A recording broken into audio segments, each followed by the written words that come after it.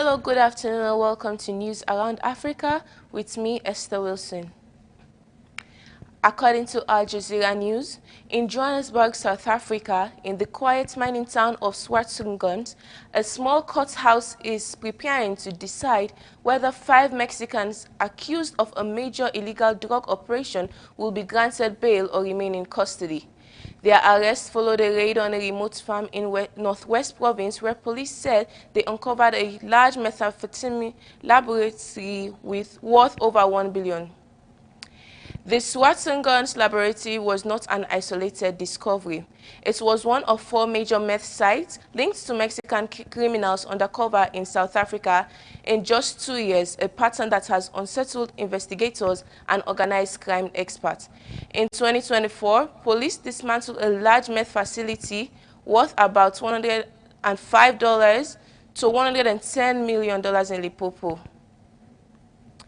From the BBC News and on the World Cup preparation, a fan from Iraq told the BBC when Iraq's football team qualified for the World Cup at the end of March, Abdullah Adnan bought tickets for his country's matches against Norway and France, which will be played in the US cities of Boston and Philadelphia this month. To go to a match, a stadium, a crowd cheering and see my team, that is worth the world to me, he says. It's a feeling that no other feeling can compare to. This is only the second time Iraq has qualified for the World Cup. The first was in 1986. But getting a visa is proving difficult. And Adnan is not alone. Fans from more than a quarter of the countries taking part in the World Cup are facing travel bans, tighter restrictions, or high visa rejection rates, analysis of travel data. However, the news continued that Iraq is not on Trump's travel ban list, so in Adnan's case, the obstacle was an unexpected one. After the start of the US-Israel war with Iran, the US suspended routine consular service in Iraq due to concerns about security in the region. This means there is nowhere in the country where Adnan and other Iraqi fans can get visas as they have to attend an in-person interview. So Adnan traveled to a neighboring Jordan to try to get a visa at the US embassy there. But when he arrived for his appointment, staff told him that because he wasn't a Jordanian citizen, that embassy could not give him a visa.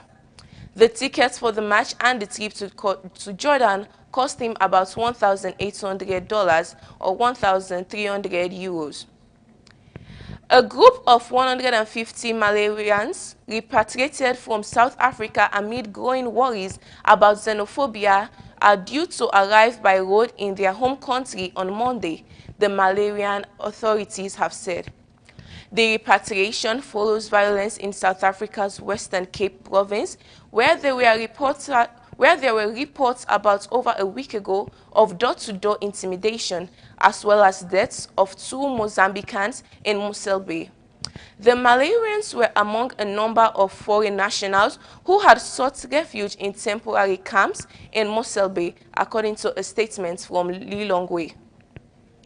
Ghana, Nigeria and Zimbabwe have also organized repatriation flights and transport after raising concerns about xenophobia in South Africa. Anti-migrant groups are demanding undocumented migrants leave the country and have set 30th June as a deadline. In a national address on Sunday aimed at easing tensions, South Africa President Cyril Ramaphosa announced a raft of new measures to crack down on illegal migration. But he also warned South Africans not to take the law into their own hands. He said there was no space for xenophobia, racism, sexism, Afrophobia, and any other forms of intolerance in the country.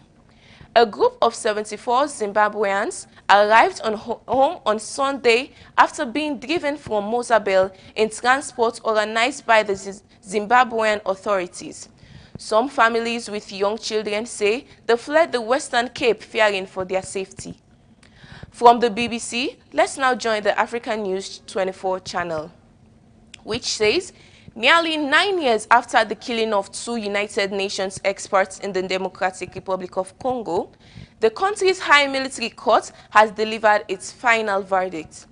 All 54 defendants charged in the murder of American investigator Michael Sharp and Swedish-Chilean expert Zaida Catalan have been sentenced to death.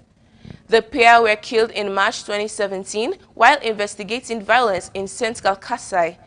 According to the court, they were intercepted, accused of being traitors, and executed after being led into a trap.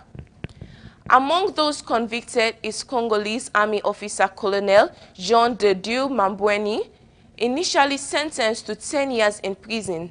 He was handed to the death penalty on appeal after judges concluded he played a key role in luring the UN experts to their death. While the ruling closes one of Congo's most high-profile cases, critics say justice remains incomplete. The National Human Rights Commission argues that senior figures suspected of masterminding the killings were never prosecuted. Families of the victims have welcomed the verdict, but insist on more investigations are needed, saying the appeal ruling is only the beginning and not the final chapter in the search for the full truth. The U.S. Centers for Disease Control and Prevention, CDC, has warned that the current Ebola outbreak in Central Africa could grow to more than 20,000 cases, depending on how effectively health authorities identify and isolate infected people.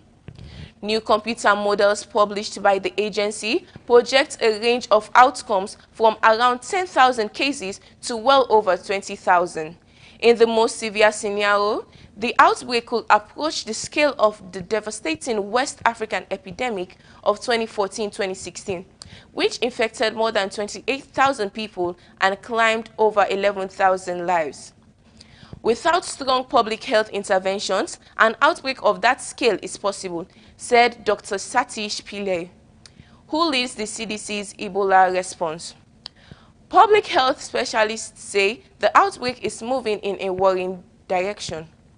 Jennifer Nuzzo, director of Brown University's Pandemic Center, said the modeling confirms concerns that the epidemic could accelerate if stronger containment measures are not implemented. However, she cautioned that projections remain uncertain because of limited data and the difficulty of predicting how outbreaks evolve. Health officials stressed that the figures should be viewed as potential scenarios rather than forecasts. That's all we have time for on this edition of News Around Africa, and I'm Esther Wilson.